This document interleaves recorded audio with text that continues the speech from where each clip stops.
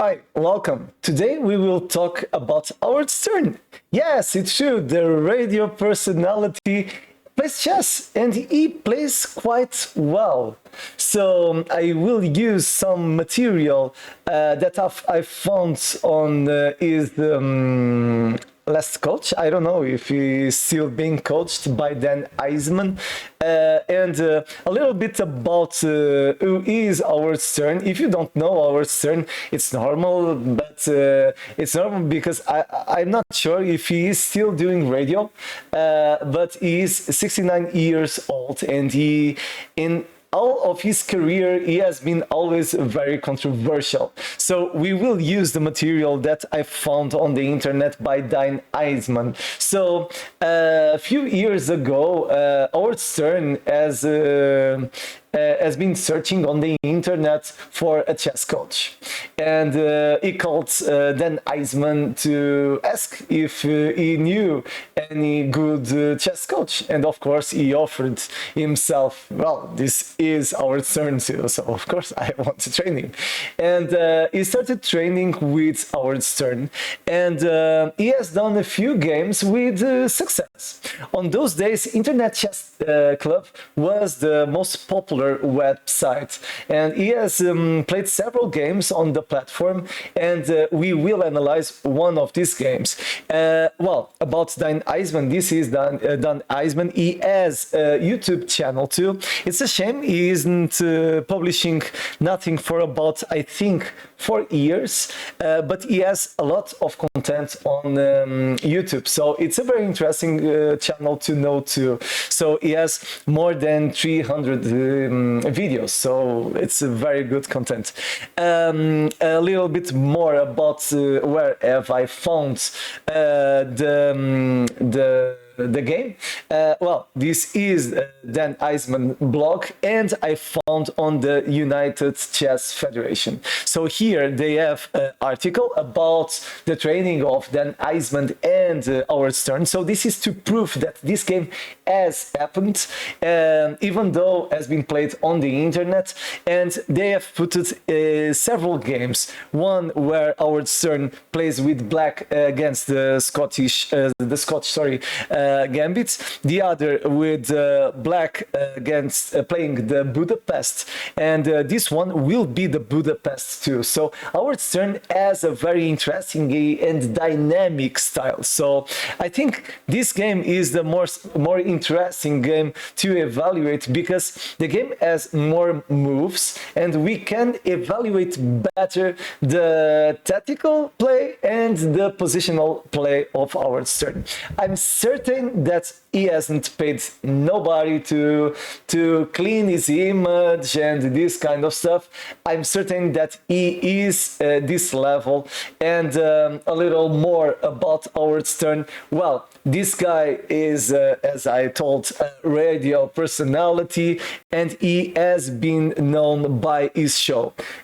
At 1986, he started one very popular radio program on the USA, so the Howard Stern Show. And well, I knew him on this show when I was a kid, and I grew seeing that. And of course, this is very controversial. They approach several teams that, for example, on my country, on my Ireland, on those days, nobody was talking about that because, well, it's a cultural thing. I don't know. Sometimes the mentality is more close. We are a few years past, or US is more advanced on this aspect. Nowadays, he has made a transition for another media, and he is doing more television and other kinds of content. For example, he is the judge, I think he is still, I'm not sure, at the Americans Got Talent. So this guy is still influential, is still very important, and he is 69 years old right now. So now, yes, it's time to see our game. And playing with white, we have the player that we don't know. Who was him? I think this is related to the privacy. Dan Eisman hasn't told, I think, the name, and yeah, it makes sense. And our turn is playing with black. So, of course, I don't know the flag of the other guy, and our turn is American. So let's go. So one interesting thing is the level of our turn. So this guy, according to Dan Eisman, on those days at 2009 at Internet Chess Club, he had almost 1700, so he isn't weak. And another thing, Howard Stern has competed, so he has made an inscription, I think it's the word, on American tournament, a presidential American tournament, and he has done 4 games, and he finished the tournament with 2 on 4 games. So 2 wins on 4 games. So it isn't bad for a person with lack of practice and lack of competition. So I'm certain that Howard Stern is a very intelligent person with a good capacity of working, and I would like to see more recent material about his chess games, for example. I don't know, maybe he still plays at chess.com, I don't know. But well, let's go. So here, e4, and after knight f3, c4, he will play the Budapest gambit. So I love this gambit. It's risky, but very interesting. Another interesting thing, this game has been played on the internet, but the time control is 45 minutes for more 45 seconds per move. So this is a very long game. This is like a classical one. So for this reason, the level of the game will be very interesting. So you will want to see this until the end. So here, pawn takes, and after knight plays to g4, this is the Budapest gambit. If he played the knight to e4, he would be playing the Faryawitz gambit. We will be approaching the 2 gambits here on this channel. We will see the theory of the 2 gambits. I like both, so they are very interesting. Faryawitz is more risky. Budapest is risky too, but well, they are interesting. So here, white continued with knight f3, and he continued with bishop to c5. The idea is just to take, or with a knight, or even with the bishop, with a win for black. So here, of course, it's mandatory to play e3, and after that, knight to c6, and we will recover the material. So after a3, this is a playable move. It's normal. The idea for white is just to advance the pawn, and for example, bishop here, you lose the game. So here it's important to play a5 to prevent the move b4, and you don't want white to win the queen side of the board. Here, white continued with queen to d5, and here it's interesting because when I played on chess.com and even on other chess platforms, this is one of the most annoying lines when you play the Budapest. According to the Dan Eisman, queen to d5 isn't the best approach. Probably is just playing knight to c3. Yeah, I agree. But the thing is that this is a direct move because you will need to reply, and you don't have the initiative, and you are doing a gambit. So here, another approaches could be b3 to try to play bishop b2 and defend the pawn a little bit more. For example, bishop b2 to castle king set, this is normal too. So here, white continued like that. And of course, after queen to e7, we are defending the bishop and we are increasing the control of this square. So we want to take this pawn probably with the knight of c6. So here, white continued with knight to c3, and after a knight takes, knight takes, knight takes, here bishop will play to e2 to castle. Here this continued with d6. It's the according to the computers is the best move, and after castle, castle, the position is considered playable for both sides. Of course, the material is even, and about ideas. Well, for white, probably it would be a good idea just to play b3 and bishop b2, in my opinion, because it's a very simple way of developing. About black, well, we will want to play c6, probably bishop e6. On some variants, we can try f5 or even centralizing this rook. So this continued with b3. Very good, very nice approach by this player with almost 1800. And after rook to e8, I'm not sure this is the best move, because here I would play c6 because we want to push this queen away, and probably, I don't know, most players, the computers like queen to d2. I've already played with some feed masters, and yes, this is a move of a player with a master level. So queen d2 to push the bishop to b2 because we want the rooks to look at each other. But I think for a player with this rating, probably queen to d1 is more probable. And here bishop f5, and black doesn't have any problem at all. So this continued with rook e8, and after queen to d4, this will continue with c6. Here white has played the bishop to b2, it's normal, and after bishop e6, here we have another interesting approach that I think when I was analyzing this game for the first time. I think, yeah, of course, I like to take risks, but it's interesting. f5, it's interesting because we are attacking the queen, and right now it doesn't exist this check. So because of that, imagine the queen can play to c2, and we will be able to create threats and create pressure for black. For example, ideas like knight g4, yeah, are playable. If bishop takes, we take. Yeah, it's interesting because we will open the file. We are creating pressure to the pawn on e3.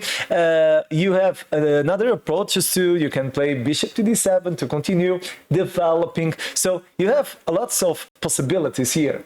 Here, our turn continued with bishop d6. It's not bad at all. It's a developing move. He is playing quite well. So don't forget, this guy was training with Dan Eisman, and I read from the blog of him, and yeah, I think he enjoyed a lot to train Howard Stern. I think this was a very enjoyable experience, because yeah, it isn't every day that we know such a person, a personality like Howard Stern. This guy is very interesting. This guy is an intelligent person. He has political opinions.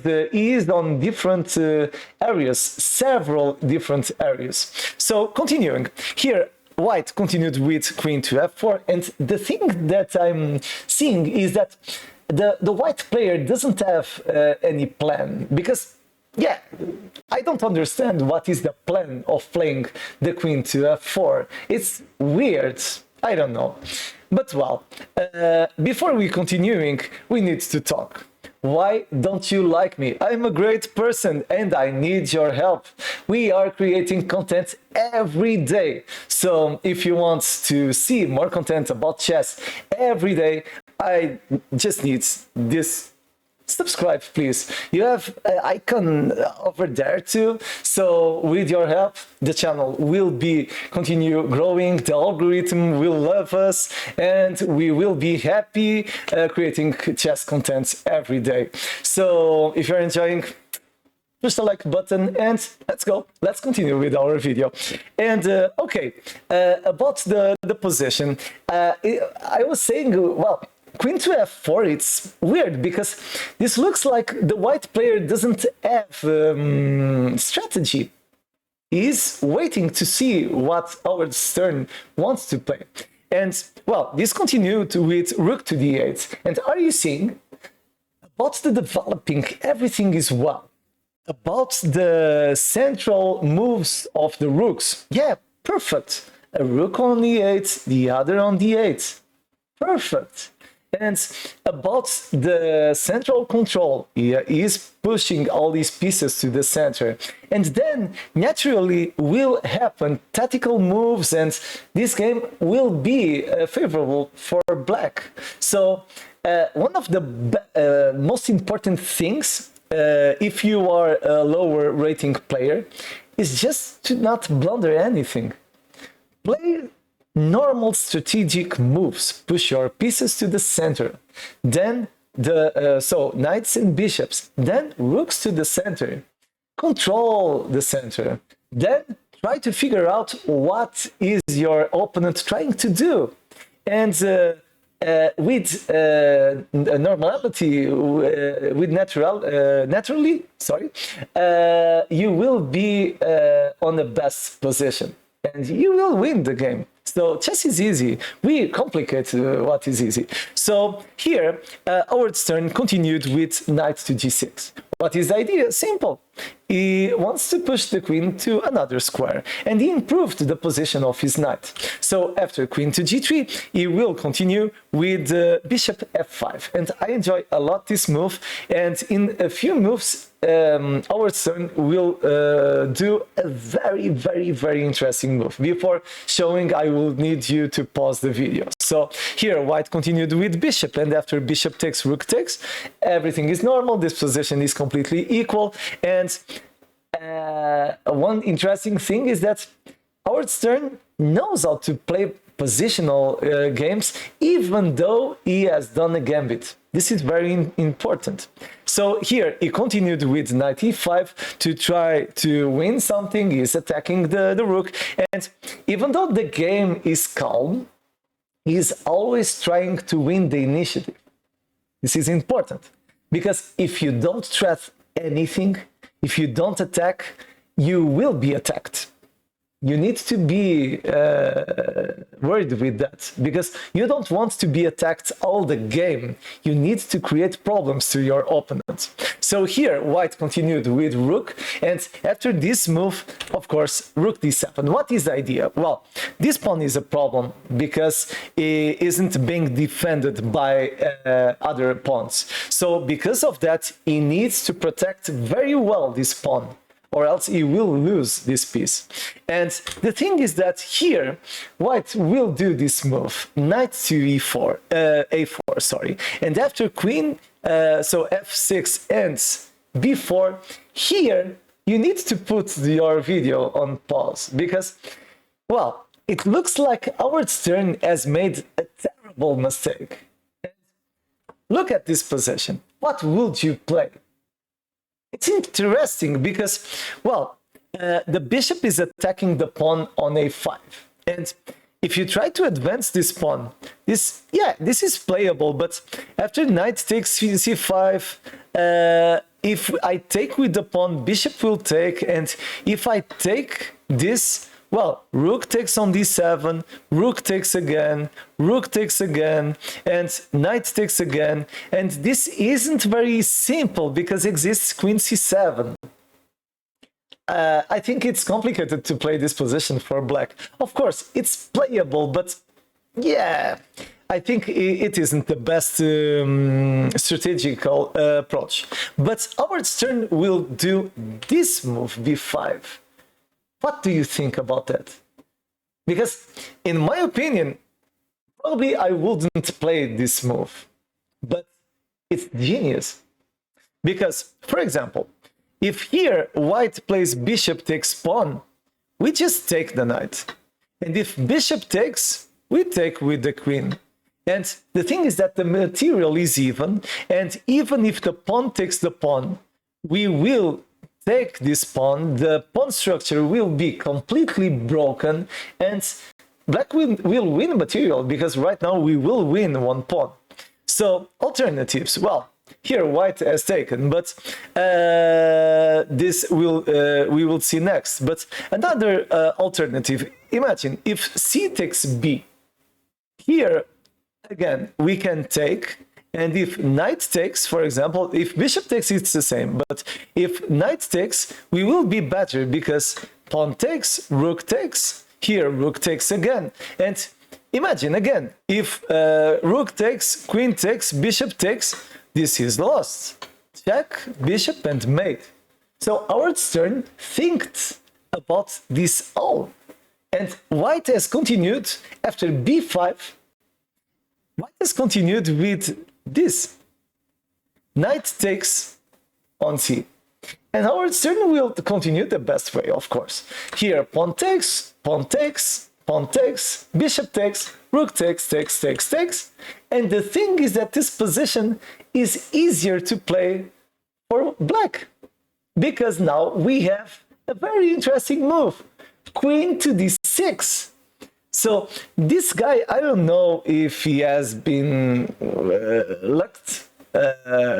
This has been a lucky move, b5, but it's genius. It's very interesting, the strategy that he has used, because he simplified the position, and right now he is occupying a central, very important file. So he is attacking the bishop. Bishop here, you will win by checkmate. And here it's important that white does just one move. The others will give victory for black. If you want to work your defense, you can put on pause and think, if you were playing with white, what would you play? In my opinion, it's almost impossible to figure out what is the best defense for white. I'm going to give right now the answer. So if white played f4, this position will be equal, because after f4, here, important, we don't want to take, because if queen takes, f takes, the position will be even, because it's complicated, of course, but queen d1, here king to f2, and we will be always giving perpetual checks. So alternative would be, according to the computers, just to play knight to f7. And the position is even again, because after bishop to e1, even if the queen plays here, we have e4, and the queen is protecting the bishop. It's very interesting, but well, this is the analysis of a computer. The truth is that for humans, this isn't so easy to defend. So here, of course, his opponent has played bishop to e1. And it's different because, of course, here our turn has continued with queen to d1. And after the next move, this will be very complicated because looks the same, but it isn't. Because here, after f4, now exists this move, knight to d3, and he is threatening to win material because he has two pieces attacking and he just has one piece defending. So the only defensive move right now is just playing the king to f1. But here, our turn will commit a small mistake. But I think it's normal to commit this mistake. If you want, you can put on pause again to think what would you play right now. Because, here he has taken material. Yes, I understand, but the position will be even. And the truth is that this queen and this knight are creating a lot of pressure on the bishop. For example, you can do several moves, even h6, f5, f5 to put the pawn on e3. You don't want this pawn to advance, or else it will be passed. So, for example, e5 is very interesting, and even if black tries to do this, we'll give checkmate. The problem is that the queen is stuck with the bishop. So, of course, he hasn't played that. He has taken the pawn, and it's normal. I think it's normal to commit this mistake. And after this advance, of course, our turn will play the queen to c4. This is too strong, and this position is completely won for black, because he is threatening to give a discovered check, and he is creating pressure to the pawn on e4. This continued with the king, and after queen takes, he is threatening to take again material. Of course, here black will try to win some counterplay because he's threatening to take the pawn on f6 and give checkmate. So this continued with king to f7, and after h3 again, c4, the pawn is passed, and you need to push it because the more you advance the pawn, the more complicated it will be to defend this pawn. So here white continued with queen to try to give checks and try to do something, but Howard Stern will continue very well.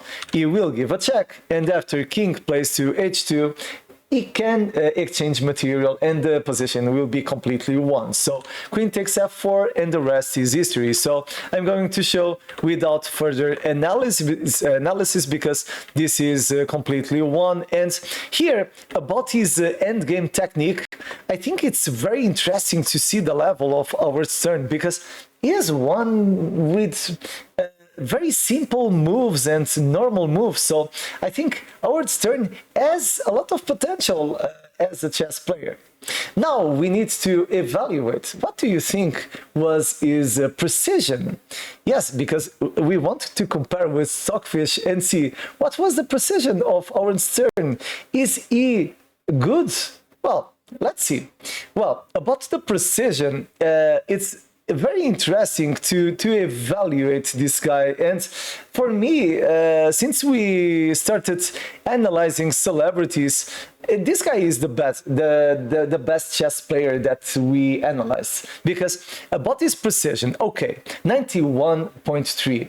His opponent has played, well, almost 85%. This isn't bad. This is interesting. About mistakes, he has done just one mistake. This move, yeah, of course, queen takes the pawn, and his opponent has failed one move when he played e4. So let me see, with the computers, the best move would be just to play queen to g4. Okay, it's normal. Very interesting move, but yeah, I think we could continue with h6, queen check, and probably does he draw? This draws a game. We haven't seen that. White could draw this game. And, about the level, let's see. According to chess.com, White has played for 2000 rating, and Howard Stern has played to 2300. So this is very high for a person that does radio, television, and never studied or trained a lot chess. So I think, yeah, probably he will not see this video never on his life. But if he sees, I would like to see a more recent game of him, because I think Howard Stern is probably a natural on chess. It's very interesting to see his level. I would want to know your opinion about that. I hope you enjoyed this video, and don't forget, if you aren't subscribed, you have the button over there, and this will be a very big help for the channel. So tomorrow we will be here again at the same hour to see a little bit more about chess. Thanks, and have a good night. Till tomorrow.